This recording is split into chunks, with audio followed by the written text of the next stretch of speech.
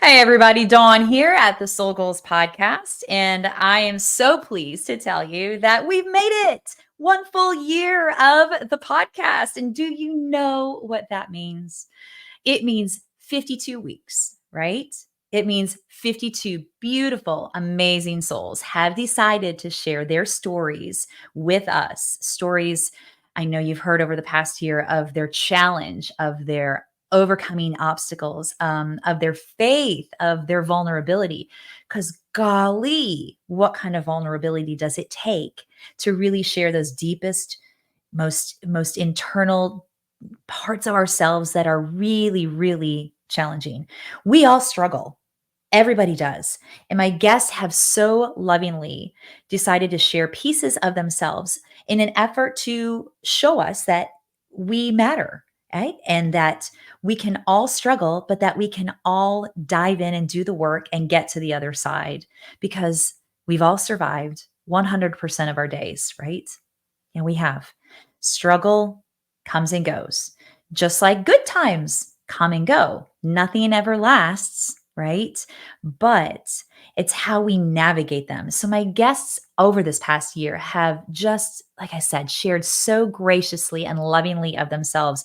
I am so thankful for them coming on and bearing their stories to all of us in that effort to connect us, in that effort to show us that our stuff, our struggles, yeah, we're all relatable. We're all connected in that capacity.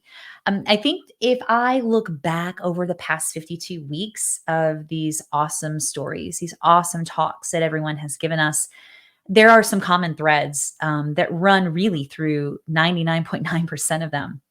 One of them is the community and support and accepting support while they were in the middle of it to get through it. Monumental. Absolutely could not have done it without that support. And I think a lot of times for us, when we are struggling and we do need to ask for help, it can be really hard to do that, hard to reach out. But my guests have shared that when you do reach out, when you accept that help, that support, that community rallying around you, it makes the difference in getting from one side of the river to the other side of the river and finding your way through the weeds. That support, that community.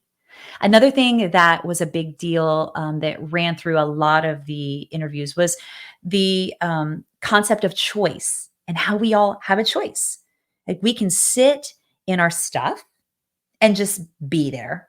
And sometimes you have to. You got to sit there, you got to feel it, but then you have to go through it to grow through it. Yeah, you have to go through it to grow through it. And part of doing that is making a concerted effort by choosing sometimes not the most popular fork in the road. I know you know what I'm talking about. My guests can definitely fill you in on that more. If you missed some of the episodes, I'd love for you to go back and check them out because, like I said, that seems to be a big, big piece. The third really, really big piece for everybody across the board was their faith and what that meant to them in their process, in their struggle, in their challenge, and how they couldn't have gotten through what they did without that. They simply couldn't. Yeah, it just was that integral. And that when you are in those dark places and you just feel like, even with support, you don't have a lot going for you, you always, always have that piece of faith. Yeah, you always have your God. You always have that beautiful, beautiful testament to something larger than ourselves, something that we can connect to that is always there for us and literally always has our back. Right. So, what's coming up next, guys? Year two? Yes, it's starting up in just a couple of weeks. It's a fresh spin on the soul goals, and I can't wait to share more details about that with you in our first episode. But suffice it to say, I'm going to give you a little bit right here. I'm going to have a co-host with me for this next season. I am pumped to share this wonderful lady with everybody. And like I said, coming up in a couple of weeks, we'll start releasing those awesome episodes. And I'm telling you, you don't want to miss it. It's going to be some good stuff. Some really nice things on how to grow more in our faith, how to grow more through our process, how to manage our process, how to maneuver our way through and navigate by diving deeper into what makes us tick and how we can help ourselves be the best version of ourselves, right? So, more on that as October rolls in here.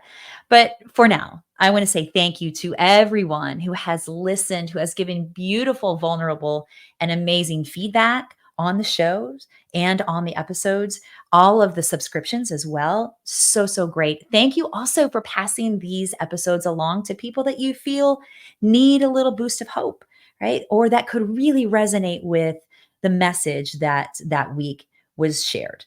So, without you, there wouldn't be a podcast. I appreciate it again from the bottom of my heart.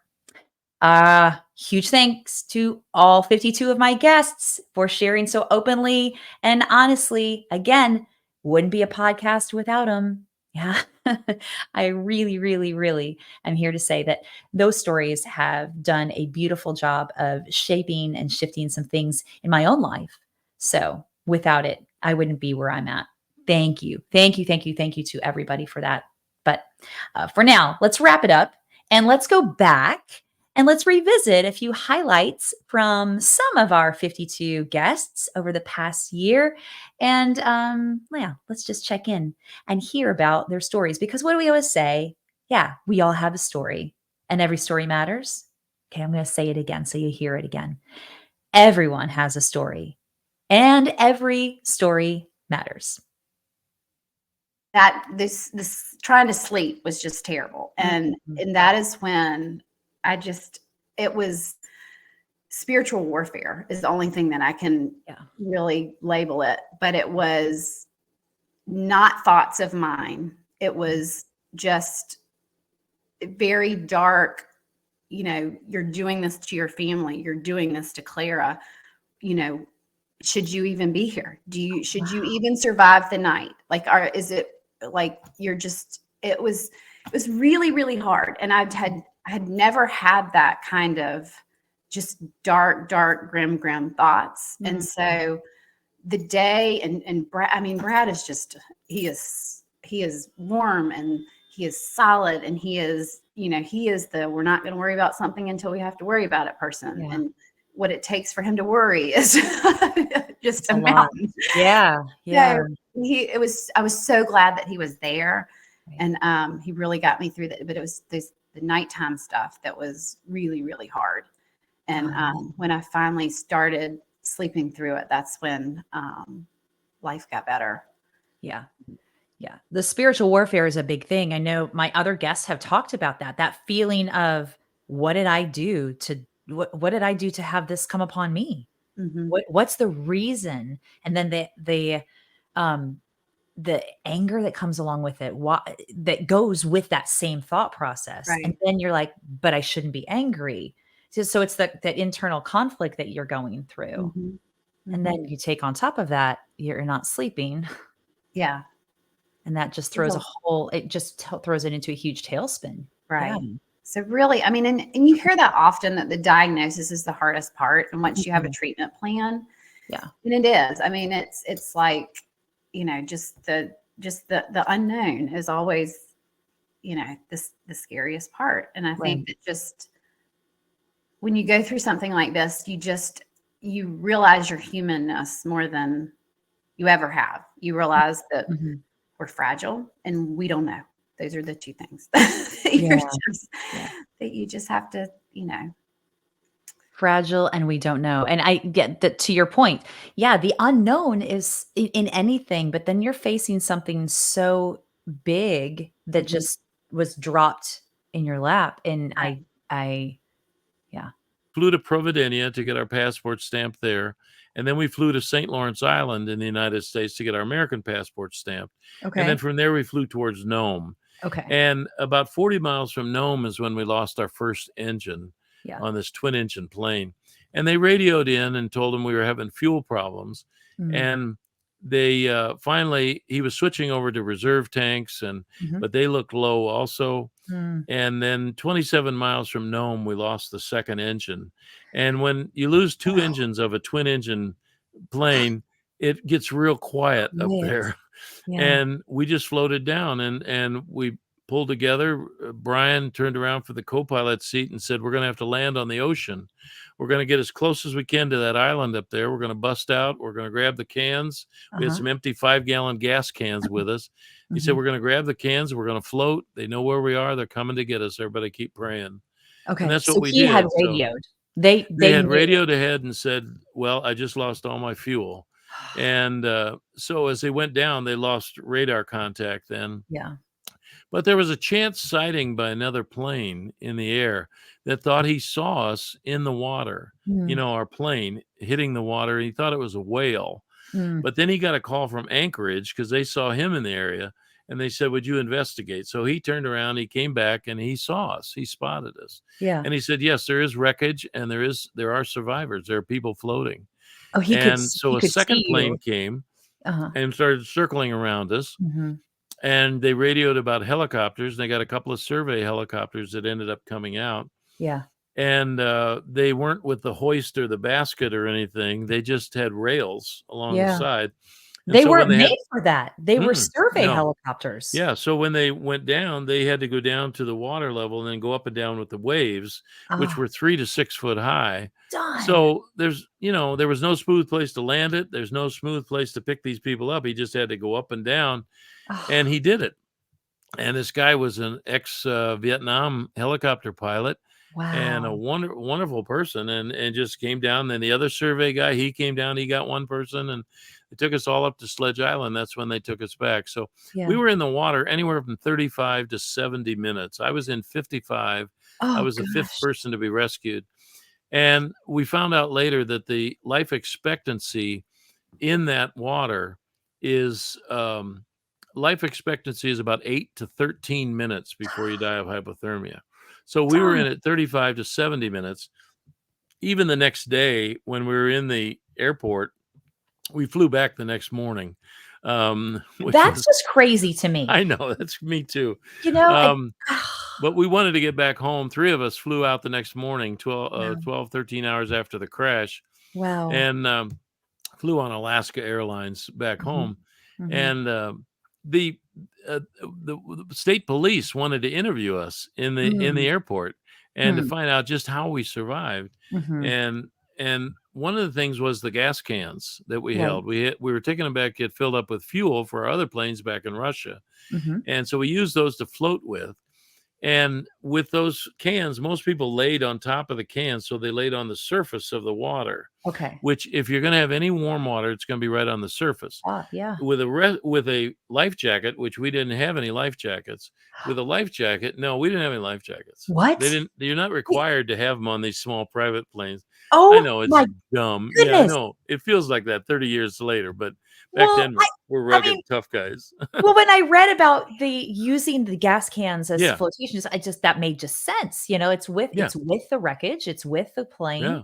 But I thought you all would have there were no life jackets. No life jackets, no boat, no inflatable raft or anything. It was just holding on to the gas cans. And what we did was most people laid on top of the cans. So we laid on the surface of the water, and that's where the warm water is. And if you're in a life jacket, you're up to your neck in the water, and then your heart's down below the surface, and your feet are down where it's really cold. Yes. Okay. Yeah. And in fact, up there, they call life jackets body markers.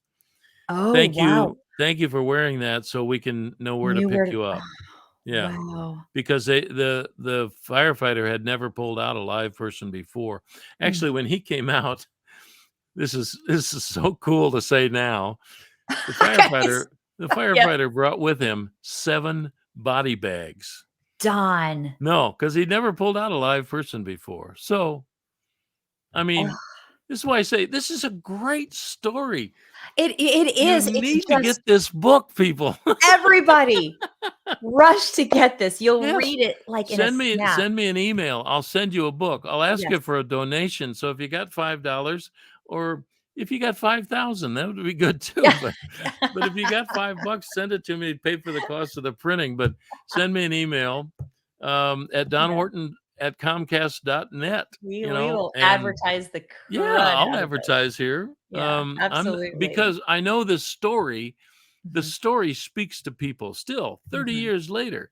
it still speaks to people. Like, I think you're always winging it. I think we're always trying to figure it out as we go. I think that's just part of the process, because if we knew everything, either one, it would scare us shitless. I It'd be wouldn't do it. boring. We would be Yeah. like, peace out, I'm done.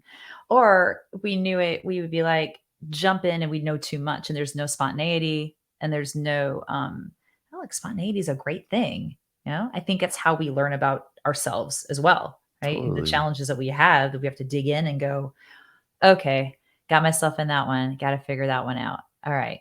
But if I would have known that, then I would have planned ahead and all that stuff. So Right. And then that I feel like you're exactly right. I feel like it'd just be boring, like if everyone knew, and this is something I remind myself too, because like with anything, like life's a roller coaster, you go through the ups and downs, and it's like we have the choice when we go to the downs to just stay down there and sulk in on it, but like understanding that and trusting the process of like, not knowing is like one thing I, question myself is like, you know what?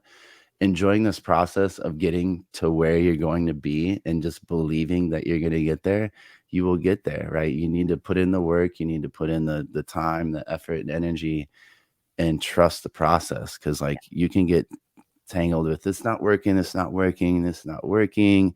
And then before you know it, it's not working, So you can listen to people say this, people say that. I know parents mean the best, but number one thing is, like we said earlier, only you got to know, you show them, and once you show them, then they like, oh, then they'll understand, I get it. Yeah. And I think you speak to that whole trusting the process. I think that's the hardest part. I think the elbow grease that people put into it and the bordering on obsession of doing so much for your craft, whatever that is, and knowing that this is where I want to be, this is what I want to do, they got that down pat because that's predictable. But then you go into this whole, I got to just let it go and trust it's going to happen. Oh, like that's what can drive people crazy. And that's Right. where a lot of people can step off the train. But I do know one thing about you is that you've always been that trusting the process part. Like it's always been a piece of you. How do you do that? Like, how do you just choose that, allow that? It's just something deep within, it's really something I can't like write out, more than just like being in touch with your inner self and your intuition and like knowing that there's something bigger and better next, or like this is coming. I don't know how. I know I'm going to be there. I write my goals down and they might not hit right where I want them to, but they're going to get fucking close, like, Right. or if it's not the thing that God or whoever you believe in is going to be right then and there. Like if that's the whole process, then like, only only and trusting that, that the feeling is inside and it's got to be put out. And a lot of people are kind of scared to like be vulnerable like that, and That's the word. Yeah, scared to be vulnerable enough to be like, for okay. to fail, really, We had good faith, like we Mhm. still do have great faith. Like Mhm. that was really, really, really good. Yeah. Going to church and staying and still, it's funny that you said life is still going by, because I remember one time crying going to chemo, and I'm like watching people drive by, because you can't drive by yourself, so you have to go with somebody, and it's like life is still moving. And Yeah. like I'm going through this, but life is still going on. And I just like sat and like stared, like people are still living life. Like life doesn't stop because you got this. It was just like a hit me reality. Yeah. It's a real moment. And Mhm. it's a moment like of your mortality, if you will. Right.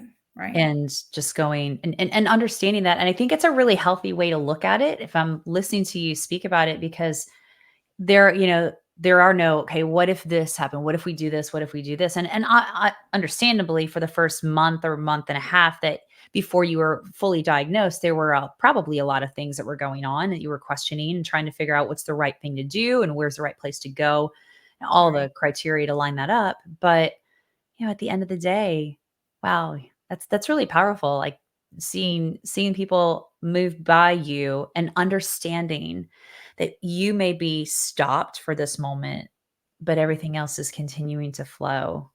Right. Yeah. Wow. Wow. So tell me a little bit more about your, I know because on Instagram, when you talk about it in different anniversaries of it, you don't capitalize the word cancer. Oh yeah, we're not. So the girls, they started it. You can't say cancer in the house, or you got to do 10 push-ups. Oh my God, I love that. It. So we catch ourselves saying the C. The C. Okay. Yeah. And we don't make it a big thing. We don't make it a big thing. Yes. Except to do those push-ups. unless we're doing multiple push-ups. How many, okay, so that was their idea to do that? Yeah, I forget how it came about, but yes, they came up with that. I think it might have started with burpees and then transferred over to push-ups. Who knows? How many push-ups have you had to do in the past? A lot. I just had to do it the other day. 10 push-ups. Or do they call you and they're like, Mom? Yep, they look like push-ups. They just give you that look like, I got you. Oh, you think that your willpower was something that was one of the dominant things that helped you get back to where you are now? I think my willpower is just it's from my mom. Okay. And yeah. And it is what, as well as Christy and all the people with Carrying Bridge and all that stuff. I mean, I didn't really know the Carrying Bridge was going on. Yeah. Until I got home. But everybody that sent me messages, that gave me support, that's what pulled me up. I believe that. He was so encouraged.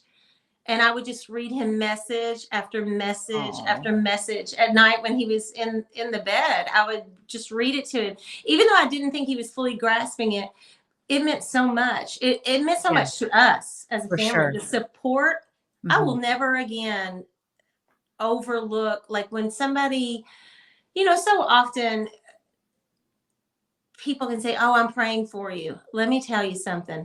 There's something about typing those words out, and there's something about actually really doing it. I think it was prayer. I think I've had numerous people tell me that I'm like the miracle.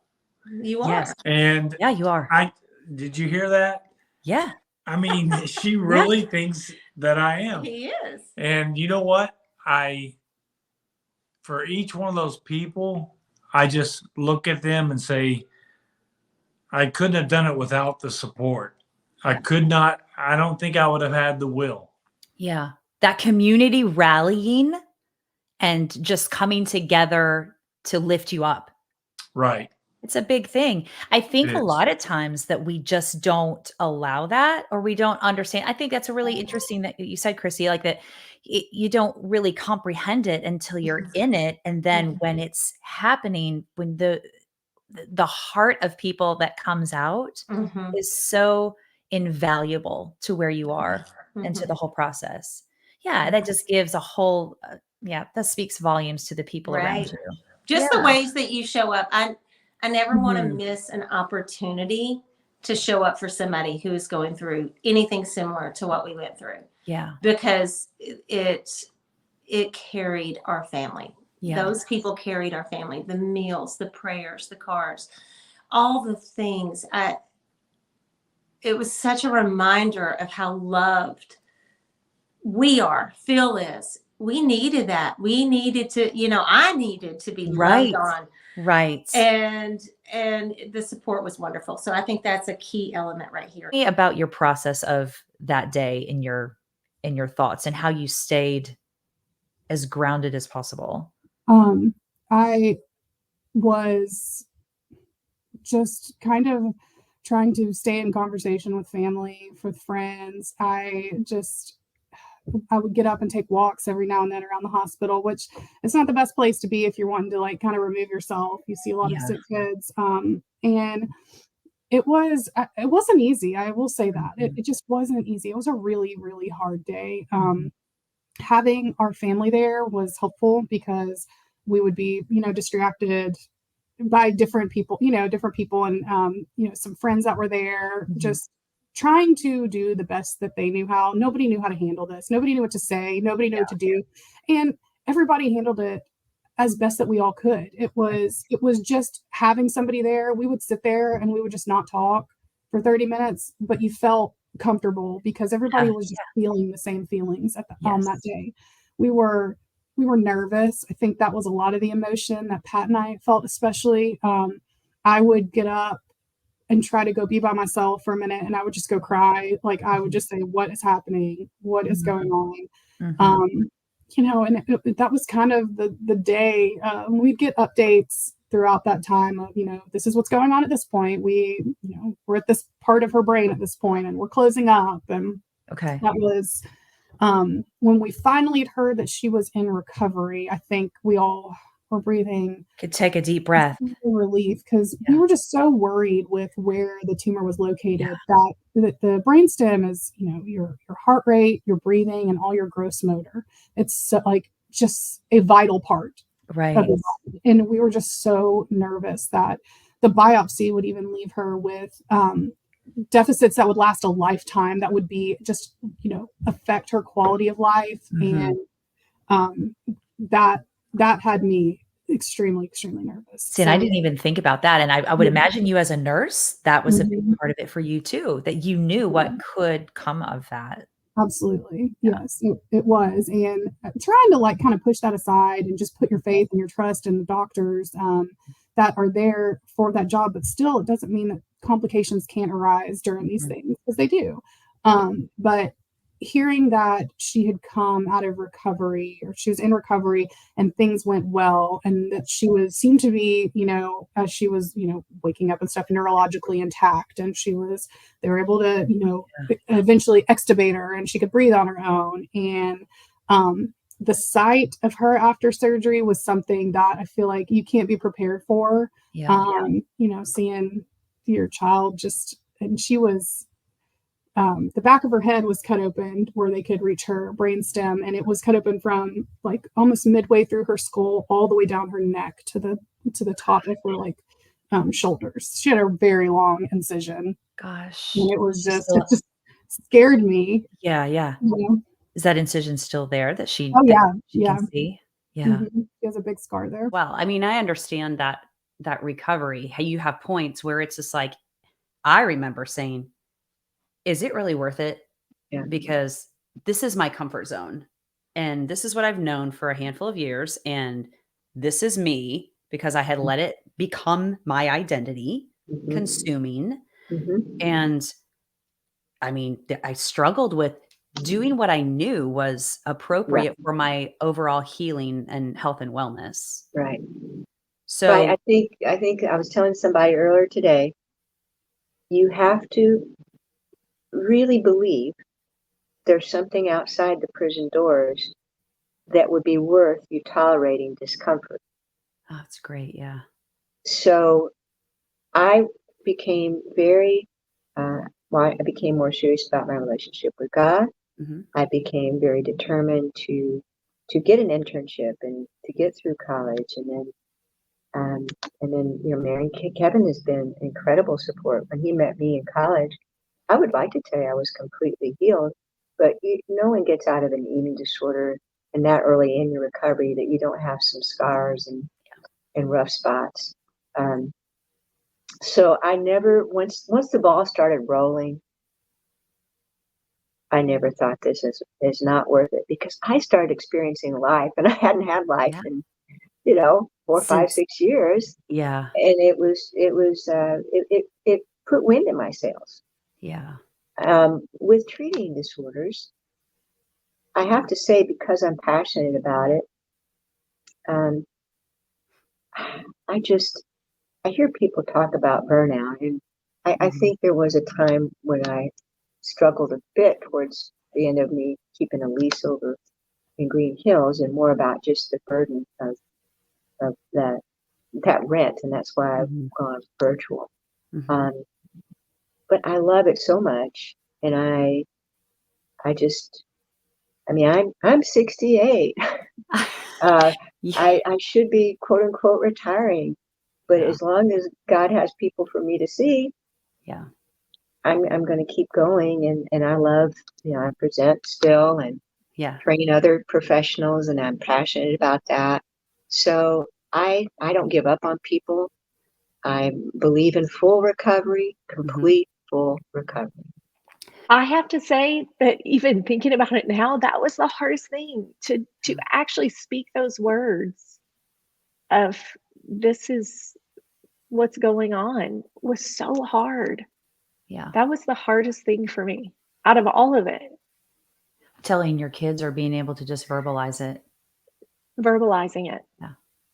Because, there's a hierarchy of who knows what, when, and, it was hard. Yeah. How, I know your you're super tight.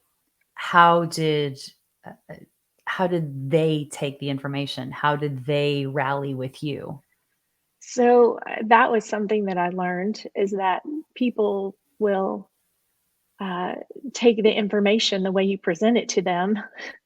So if you present it in I'm not worried about this positive attitude, your attitude dictates a lot. Yes. And, I think that was something that was beneficial to me. There's people that had to know immediately, like my mom and my daughter, because they were aware of what was going on. So I had to give them information almost immediately.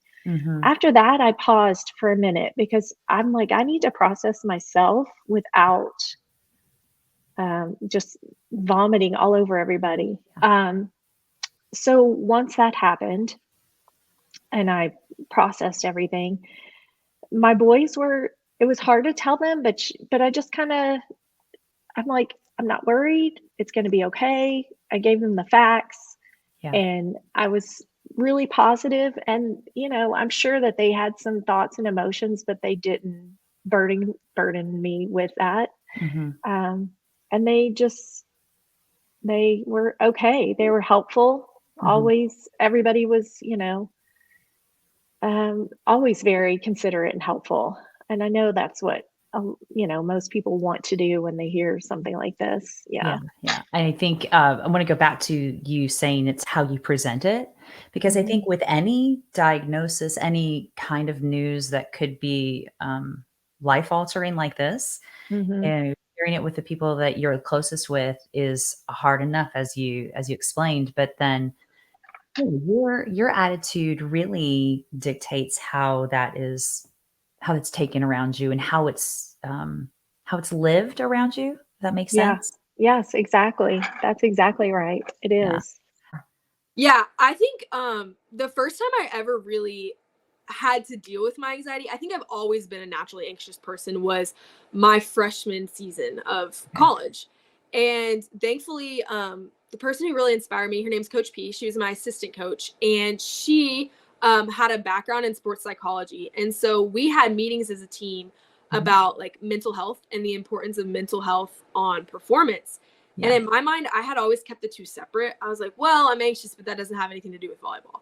Turns out it has everything to do with volleyball. It's got everything. Yes. Everything to do with it.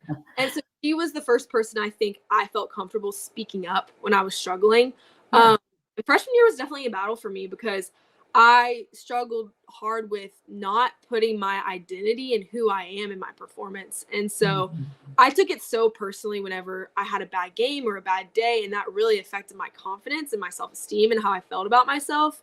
Yes. But she really worked with me to speak up about those feelings, and speaking up about me feeling that way was the only way it started to get better. So yeah, you have to verbalize it and you have to bring it out of its shell. Yeah, you have to. And also, the more you talk about it, the more you realize the girl beside you is probably dealing with the same thing. And when you're bold enough and vulnerable enough to speak up, it makes other girls on your team comfortable too. Yeah. Yeah. So once you started bringing that kind of out of the box, what was your experience? Did you feel better? Was it, or what? Like, I'm sure there probably were hard points that were like, oh my God, this is challenging. I thought this was going to be easier once I started speaking about my anxiety and working through it. Yeah. So actually the first time I think I ever really spoke about it, I didn't want to, which is funny. So my assistant coach, I don't even remember the circumstances of what happened, but there was one game and I was not having a great day. And so I got pulled out of the lineup and I got really emotional about that. Like I thought I was, not a good athlete. All these self-doubt questions start to flood in when in reality it wasn't personal, And after that day, I kind of had a breakdown and I felt like I'm not supposed to be here. Like what am I doing? And I was in the car driving to get food, trying to take my mind off of it. And Coach P, my assistant coach, called me and she was like, we need to talk because I can tell that something's up with you and that you're wearing your emotions on your sleeve and like you have stuff that you're not expressing and you're bottling that up. And I cried on the phone with her and I told her like, thank you for noticing that. And you're so right. Like I do need to deal with that. And after that conversation, I really felt a weight off my shoulders. And I felt like I was able to show up to practice and play freely. And if I had a bad day, I could honestly laugh about it sometimes. And it wasn't the end of the world. So. Yeah. What a gift she gave you. What a gift. Yeah. Yeah. My story, I really kind of had like one of those build up to a breakdown moment. So as we've kind of talked about, right, I was 120% in on golf. And because I was working so hard, subconsciously, I started to relate my identity to my athletic performance, right? Because, okay, I'm spending so much time doing this. I care so much about it. It's a huge part of who I was that it became all of who I was, right? So when I was playing well, all things were great because, all right, I'm doing exactly what I'm supposed to be doing. I'm competing how I'm supposed to be competing. Like I was playing the best golf of my career. Like, of course, everything's going to be okay. But then the flip side, right? It's not always going to be perfect all the time. It got to a point where it was like, okay, this is all that I'm devoting myself to, right? And I wasn't playing very good. So I remember it very clearly. It was like, okay, this is who I am, and like I'm failing at that. So I became that failure essentially, and it was weighing on me really, really hard. I am typically very even keeled with my emotions. I'm never too up, never too down, but very kind of intense, like kind of on an internal level. That's where I get that kind of competitor, kind of killer instinct. But I started to become very emotional on the golf course, right? I mean, I'm never one to really let my words get away from me or that like my actions get away from me. And I remember that semester, it was my fourth year. I really was not having fun on the golf course. I was kind of going out there, just wasn't in a really good headspace, which made it impossible to play good golf. But there was one morning clearly where I was just sitting in my car and I was like so upset with everything that was going on. I sat like I just like kind of broke down. I just lost it. Like I was throwing water bottles in my car. I was like punching the walls and like punching the steering wheel. Like I'm sitting in the driveway of my house and just absolutely losing it. Just like one of those rock bottom moments. Like, okay, something's obviously wrong. Sure. And I'm really grateful that I have a great support system. That is a huge part of my story now, where my parents flew out that day. I actually I left school and left golf for a week and a half to go back home to find myself a little bit, to kind of just, I needed some time away. But that was really my mental health story because I had never really prioritized that. Like I had never prioritized my mental state. I was very cookie cutter stereotypical student athlete, right? We'd sit down and have like, hey, your mental health is important at the beginning of every single year. But in the back of my mind, I'm like, I'm not going to need that. Like it's not me. Doesn't relate to me. Like I'm going to be the one who that It doesn't matter. I got humbled very quickly from that. But a huge part of that now is me giving back. And we talked about the podcast now and being more vulnerable, especially when it comes to men's mental health. It's something that we strive for, but that's really my mental health story, where it kind of took a breakdown for me to build back up, but it doesn't have to be that way, right? You don't have to wait for the world to fall apart to just start building it back up in that sense. Right. Do you feel that that's what usually happens with people, is they hit that bottom? I do. I think especially with student athletes is that we fake it to ourselves and be like, okay, I still have it under control. Right? Student athletes are kind of, we're control freaks when it comes down to it. We control what we control, and we control it well. Yeah. But when we become the thing that's out of control, that becomes super difficult.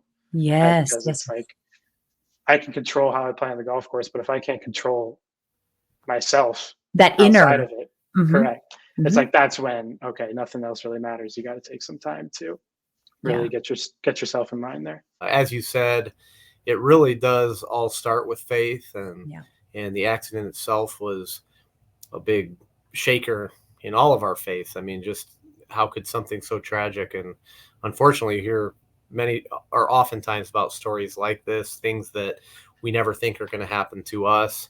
Yeah. And that is a big question that was in my mind and in many people's minds, of how could God allow something like this to happen? Losing my father, and Elliot losing his girlfriend Hollis, who was an absolute angel on earth. Yeah. And how could this happen to our family? We were on our way to church on Christmas Eve. Christmas Eve, yeah. And it makes a big question mark, many questions during that time, that we have to go back to our faith and what we truly believe. It tests your faith.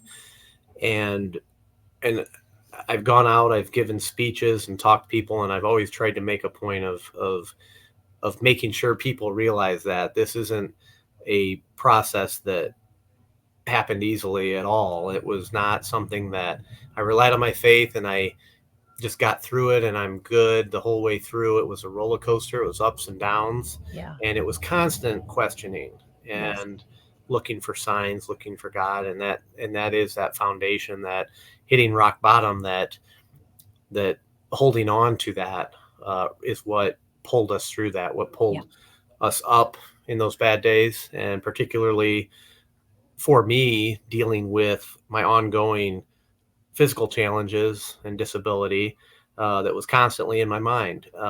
But I will say, far and above, the hardest challenge we had was dealing with that loss. And when I go give speeches, that is the number one thing that people talk about, whether you lose a loved one too early and too young in life, which is a horrible thing, or losing someone late in life, someone that may be a grandparent that was inevitable. Maybe they lived a long, prosperous life at 90, and it's still such a difficult thing to not have that person with you anymore. And it leaves a hole. It leaves a hole there. It does. And it's in that grief, I heard a quote recently that grief is that ungiven love that we have, that we weren't able to share. And that's why it's so painful. And we should appreciate the fact that we love someone. I think that was Andrew Garfield I saw on a talk show, and he said he loves talking about his mother. And if he gets emotional, it's because he had so much more love to give and he wasn't able to. And I really appreciate that perspective from it, because if we weren't grieving, then the person may not have been as important to us. And if we were sad, the person wouldn't want us to grieve in a sad, depressing way. Right. They'd want us to remember with a smile, which I think is what our family really has been able to do, is that we don't avoid that. We don't avoid talking about it, even when it is difficult to talk about the situation. We mostly talk about those good times and how blessed we were to have the people we've lost in our lives. And with that accident, I will say that God has, that's what's made it so compelling, is even from my perspective, all of the things that came together following that accident to getting me where I am in life and where our family is in life is really a credit to God writing that story. And I always tell people that I don't ever buy into the thought that God's like, I need to have this accident happen and put him through this difficult thing to show this. I think those bad things happen, but if we're willing and able to, give God control of those situations, that he can turn that into a beautiful story in a place that doesn't seem to have any particularly joyful ending in sight. Yes. But he's able to weave those things together for us and for his glory. And he certainly has, with us. And it got really bad in probably Q1 of 2019. My speaking business was starting to grow, but slow. And I remember going through about a 2.5, 3 month stretch where I skipped my paycheck to make sure the people I had on salary could still get paid because our sales were dropping off the cliff. And there was one specific day I'll never forget. My Amex bill couldn't get paid. And it was one of those where you got to pay it at the end of every month. And it was like, hey, we're not going to add on fees. It's like, you have to pay.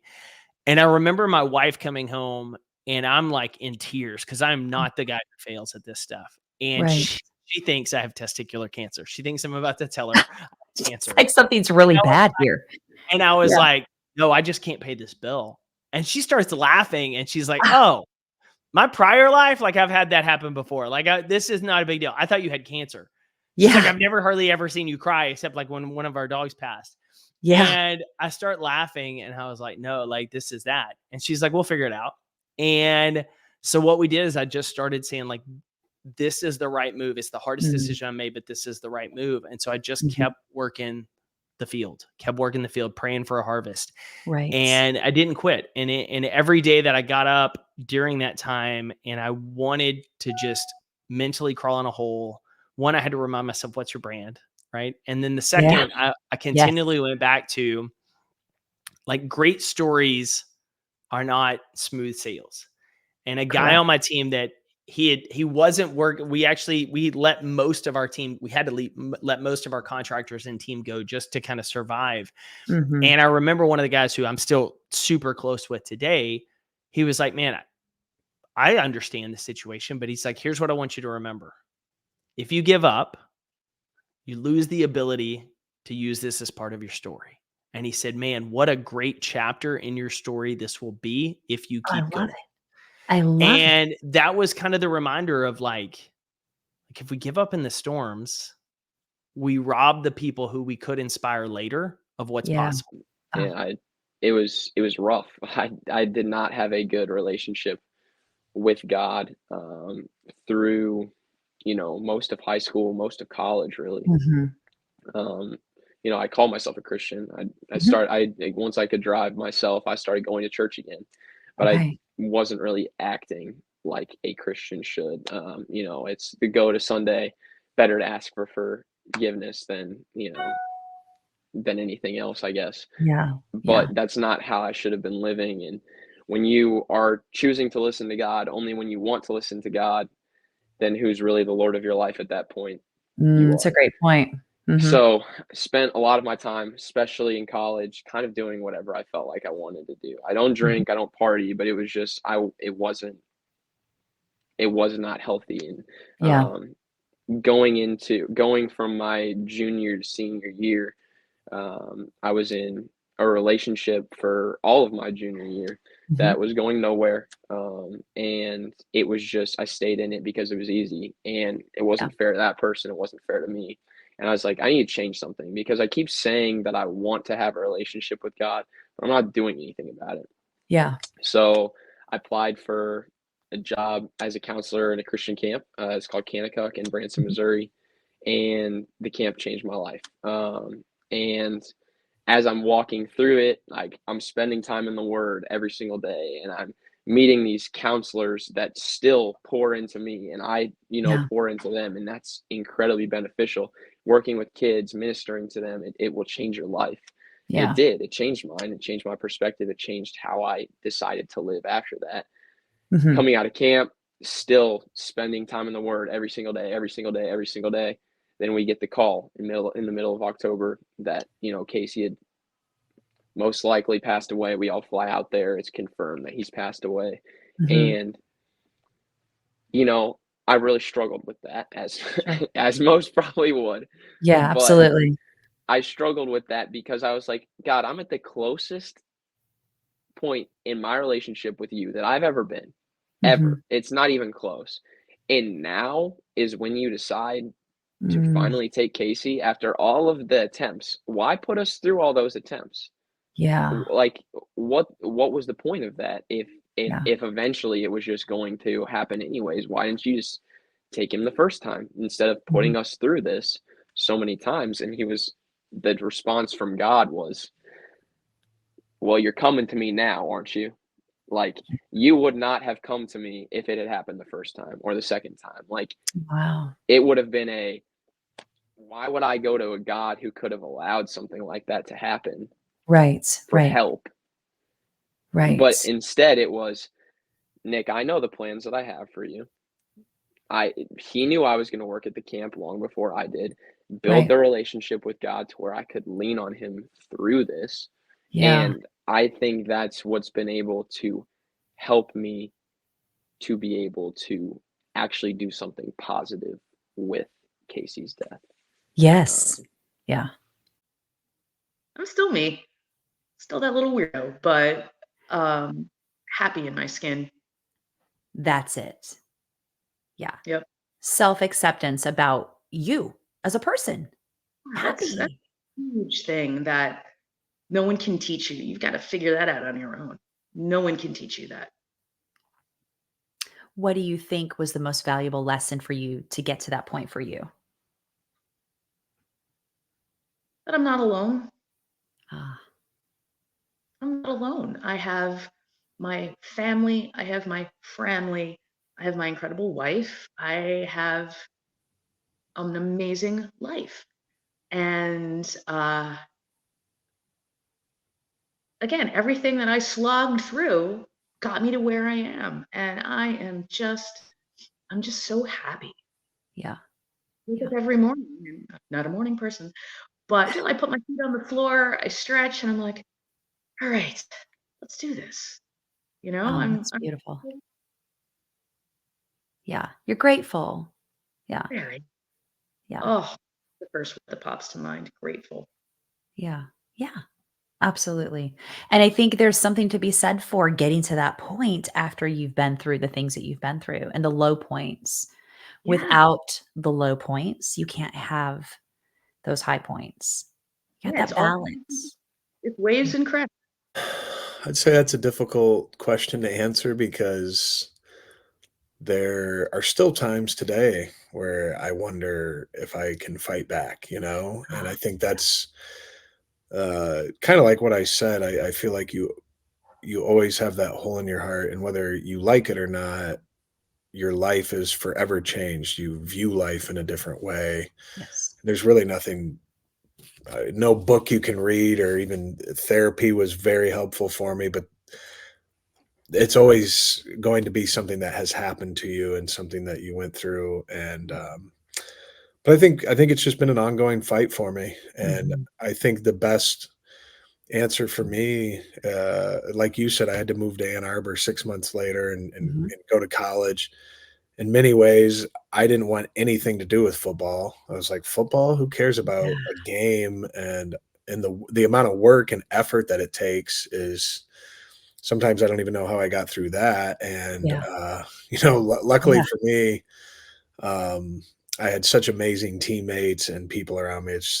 It made all the difference. But the reality for me was that football, it's like on one hand, you don't want to play it. You don't even care about it. Right.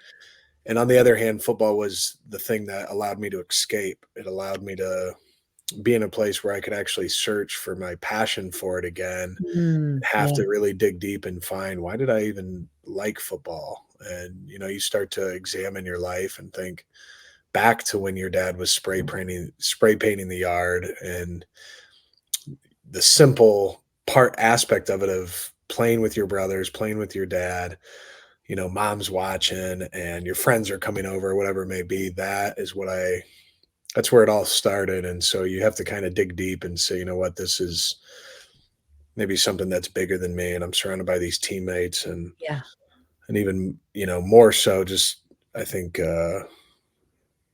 God really got me through it. And that's a whole nother, maybe a whole nother podcast episode, but I had so many reasons why I felt God was calling me to Michigan, and pretty much none of them had to do with football. And I didn't find that out till later. So yeah, I think that's one of the most intriguing things. And I would invite everybody that's listening to this to tune into the miracle episode that we're talking about. We'll put that link as well up for when we release this podcast and this talk, because the basis for a lot of your healing, I would say, had to do and revolve around how all that I'm going to just call it a God thing that just dropped. Because with you being a higher level athlete, being recruited by numerous Division I programs, your dad and your hope was that you would go to Ohio State. That was going to be the thing to do, right? And when Michigan called and the younger mom said, I think we need to probably look at this.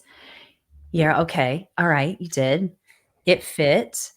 Here we go. You would have no idea how pivotal that decision would be just a year down the road, 2 years down the road for you. Because without that, it would have changed the trajectory for your brother and for your entire family. Yeah. And that, like I said, in hindsight, it had everything to do with not football. And at the time as a recruit, and it's funny, I look back on it, and but that's what makes it such a beautiful story in the end, is that when I was a recruit, I was meeting with my pastor. I was really conflicted because the young Elliot wanted to go to Ohio State, and yet every time, there were many factors involved. Coach Tressel was awesome. His brother recruited me. It was a dream come true. Yeah. Yet at the same time, they kind of had their offensive linemen set up. They already had their guys committed. They were nice to me and treated me great, but they were just kind of like, yeah, we like you. Yeah. Whereas Michigan, on the flip side, we love you. What do we have to do to get you? Yeah. You should only be visiting here. Don't visit any other schools. What are you doing? They were above and beyond. And on top of that, like I said, I was meeting with my pastor, and there were so many little moments that I had throughout the recruiting journey that, make no mistake, it was God speaking to me. And I got made fun of as a recruit on, the recruiting websites, because they're like, recruit says God tells him to go to Michigan. Like, this guy's, wait, this guy's out of his mind, kind of thing. Because I was very outspoken about it. I feel, because it's a big deal. Ohio State, Michigan, this whole thing. And I just said, I really feel a calling on my heart to go to Michigan. And like I said, my pastor and I would meet, and different, just all kinds of different things would happen, where it was like I would pray and God would clearly answer the prayer. And I'm like, Elliot wants to go to, for those, for those that have faith, it's like the flesh wants to go to Ohio State, but God is really calling me to go to Michigan. And on top of that, I fell in love with Ann Arbor. I fell in love with the staff and all these. But anyways, the whole point saying and all of that is there were so many reasons to go to Michigan. And as a recruit, I thought it was going to deal with football, and come to find out, it was the perfect opportunity for, simply put, my family to heal, and to give Brock an opportunity, more specifically Brock an opportunity to heal. Yeah. And way bigger than football. And you can't make that up. It's like I look back and I see God's hand on it all, and I'm just like, I'm very thankful. And later that day, I go home after work, and I'm like, you know what? I want a hamburger. Okay. I don't eat hamburgers very often, but I want a hamburger. Okay. And some onion rings. Uh-huh. All right, fine. So I go to a restaurant, get a hamburger and onion rings, and mind you, it's about 5:30. Okay, so it's not late at all. Okay, spend an hour eating, waiting for food, eating, watching TV, go out, hop on the bike. And I was like, you know what? I want to go see the sunset. Now it's around 6:30. Hang out by the beach courts. There's a really awesome sunset over down by the river, overlooking the bridge, what they call the Big Dam Bridge. It's the dam in Arkansas. Yeah. And a bridge that goes over it. Yes. And I'm like, those are some really awesome sunsets there. It's very picturesque. Mm-hmm. So I was like, all right, I'm going to go down there and I'm going to, ride back before it gets dark, as the sun's going down. Mm-hmm. So on my way to the courts, to the parking lot of the beach volleyball courts, I passed the first light and I was like, should I go down there? Yeah, I'm going to go down there. Someone pulls out in front of me, hits the brakes. Don't know what happened. Yeah. Don't remember the rest. I remember swerving. Wow. That's it. That's it. What do you remember? What was the next recollection you had after that? Waking up in the hospital. Oh, wow. Waking up in the hospital a day later, 2 days later, something like that. Wow. Yeah. They thought I was going to, the hospital was very surprised that I even woke up that early. They thought I was going to be in a coma for at least like a week. Oh, wow, Vince. Yeah. Wow. What do you recall as your first thought when you woke up? We were like, holy crap, where am I? What happened? What happened? Yeah. Did it really happen? Okay. And then I noticed my surroundings. I was like, yeah, here we are. Yeah. So I remember hearing that the individual that wanted to start the beach volleyball with Abigail's dad. And it was like, I reached out because we had all heard that there had been something happening. And he gave me information that they couldn't, you went missing, which was unusual for you. Yeah. Yeah. He couldn't get in touch with you. So they knew something was up and you were by yourself initially in the hospital. Yeah. So we were supposed to have, practice. Oh my gosh. Sometime very shortly after I wrecked. Yeah. Abigail texts me, Bella texts me. Mm-hmm. One of my adopted players texted me, Riley Melton. She plays at Coastal Carolina, Mm-hmm. and she came back home and always trained with me. Yeah. And the girls. It was awesome. So I kind of adopted her into the Prime family. Yes. And none of them could get hold of me. Yeah. None of them saw any post from me. And they're like, it's odd that he didn't post within 3 days. Like he's always posting. I'm always posting, Yeah. And so they couldn't get a hold of me. Parents couldn't get a hold of me. Derek couldn't get a hold of me. They're like, okay, something's wrong. Yeah. Yeah. So Derek couldn't get a hold of me and he was like, okay, we got to figure this out. Right. And then they were going to call the cops. And then Riley's mom, Susan Melton, she's like, let me do some digging. Mm-hmm. Let me see if I can track him down. Mm-hmm. And she found out where I was. She told Derek, Abigail's dad.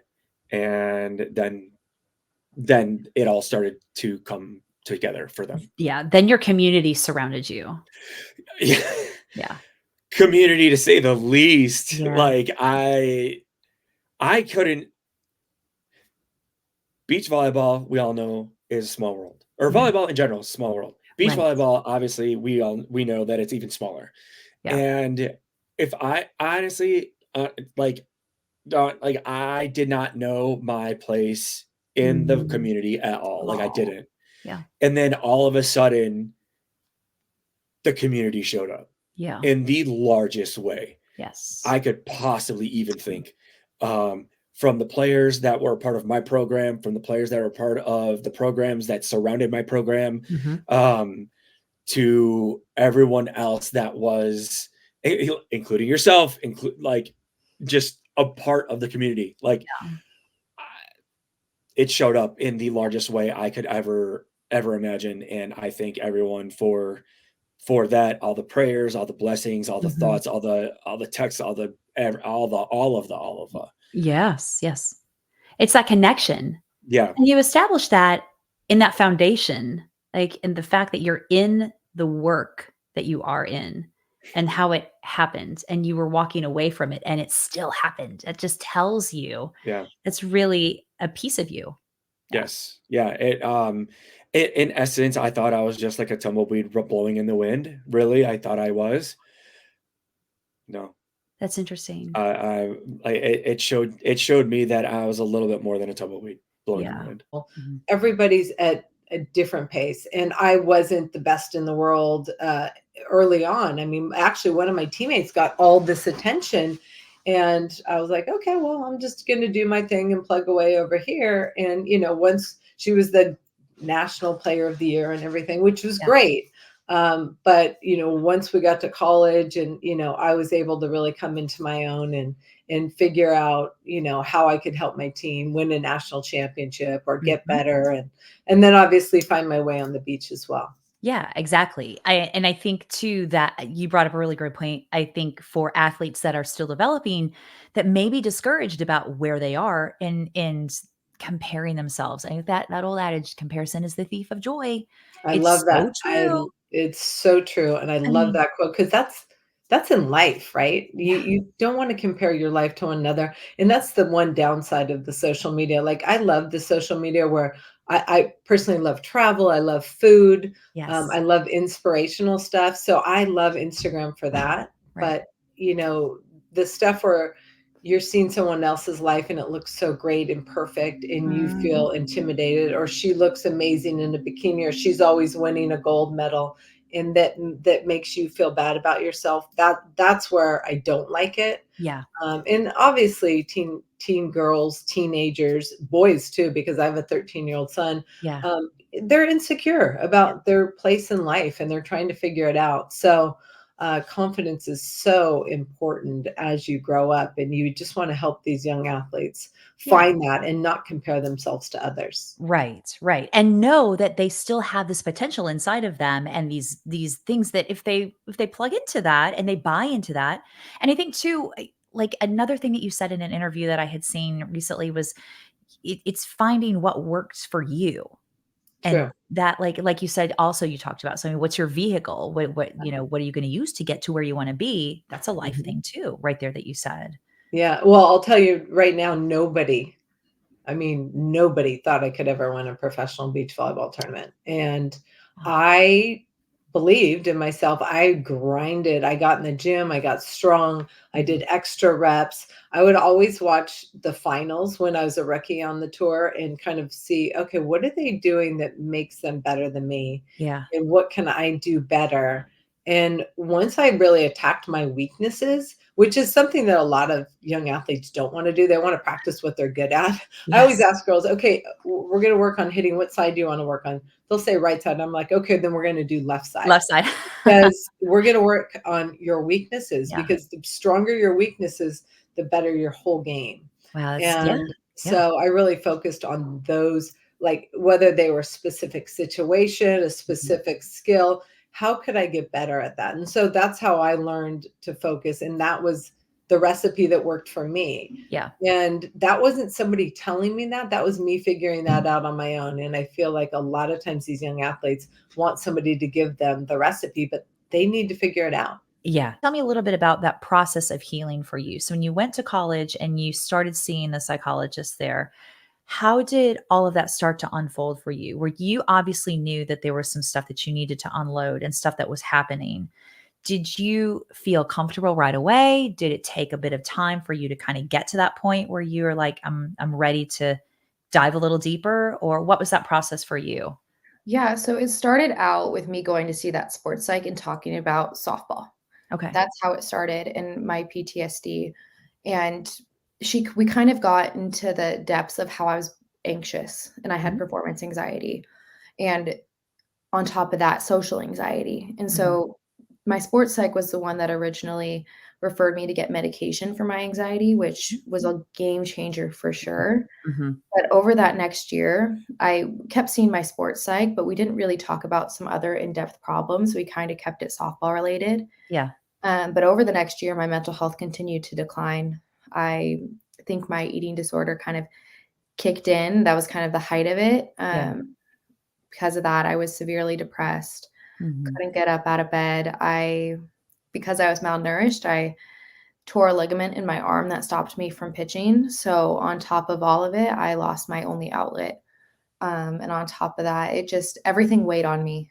And I felt like I was letting everyone down, and that I wasn't good enough to be here or that I was making other people in my life more miserable. And that was a very low point for me. And there was a presentation for athletes in November of my sophomore year, so about 2 years ago, where it was Tyler Helinski's story and his family speaking and how he died by suicide and how they didn't know. And after that, I had felt so alone, and I had a really big breakdown. And that breakdown was my rock bottom. I told my friends and coaches that I didn't want to be here anymore.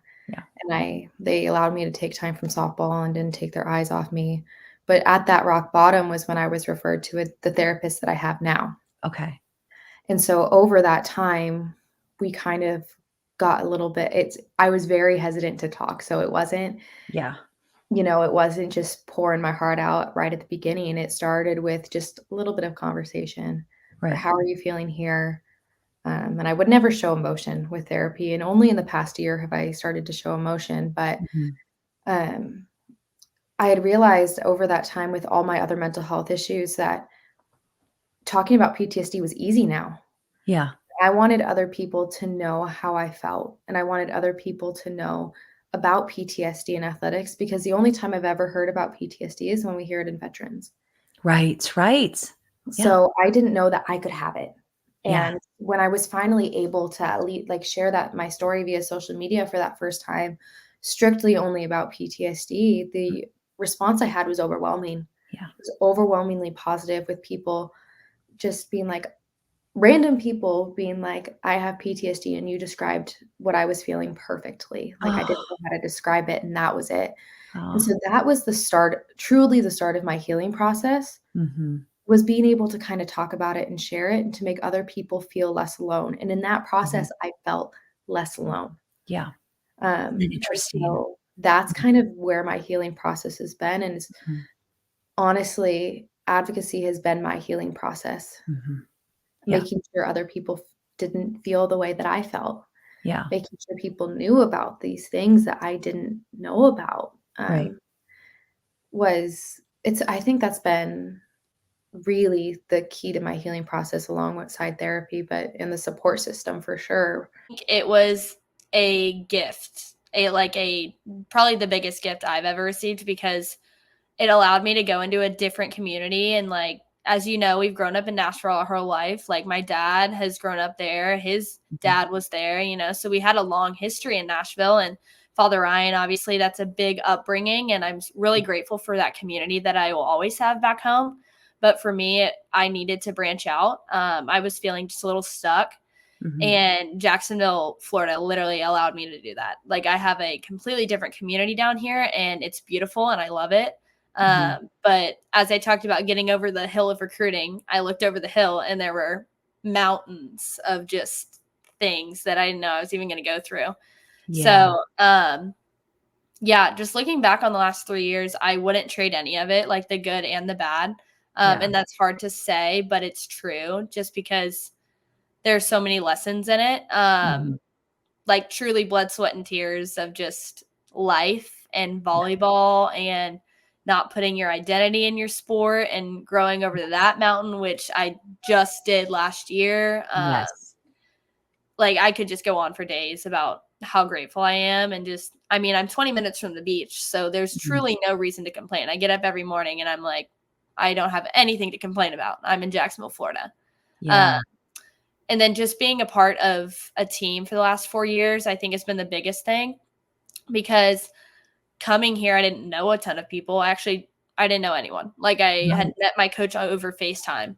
That was crazy for me. If we think about that, that was a big COVID piece. I'm sending my kid 10 and a half hours away from home to a school we didn't really know a lot about until March, when we really made that commitment and followed, okay, this is what this looks like. And then you've never even met your coach in person. Even on your visit, there was nobody on campus. We had to make sure no one was around. He couldn't see you. It was all of these rules and stuff based on that time of our lives. Yeah. And I think that everything happens for a reason. So for some reason, I didn't need to meet him. But yeah, I mean, the biggest blessing. It's just, and I was thinking about it last night, and I think each year of being on this team, like it's been the same coach, but the team has been different each year, and there's a lesson each year that's completely different. And I usually don't figure it out until about halfway through or after it's over, and I look back and I'm like, oh, that makes sense now. I So love that's that. like, it's like a nice little present each season. I'm like, what's going to happen this season? We'll see. But Oh, well, you grow in yourself and in your character by doing that too. But I love that you get that piece that you can look back and go, this was meaningful for me because of X, Y, and Z. And I can really see that. yeah. And I don't think that a lot of people really get that. So I would also attribute that to being present, like, and really taking that time to sit and center yourself, even just for a couple of minutes each day. I know that sounds really kind of corny, and you probably get it just because you've experienced it. But there's something really valuable about just sitting and not doing anything for a piece of time to open up your brain, open up your experience, and open up your perspective. Yeah. And I think I know that now because I know what chaos feels like. Because thinking back, like my sophomore year, I was trying because I was blessed my freshman year to get to play. I was one of the freshmen that played more. I got to play at conference, which was huge for me. And then coming back sophomore year, I feel like I had to fill my shoes and then fill more. So I was going out to practice early every day, which everyone was, but in the long run, it was not what we needed to be doing. And I was running my body dry of anything, any extra energy. And that's, I think, where I got into my lowest valley of just putting my identity in my sport, putting my identity in the outcome of, is Dylan going to put me on this court today? Is he going to play me this weekend? If he doesn't, I need to go out, and like, I can't sit in my room for 10 minutes. Like, I should be doing more. And just obviously, like, you can always work harder, but I think there's a way to go about it and understand that, like, you have to detach from it and know that this is something I do. It's not who I am. And that was the biggest part for me. And I think that FCA really helped that, just seeing other people that had gone through that and gotten over it. And I had this one friend there, she's graduated now, but she had this mindset her senior year. And she said, I want my motto to be play free.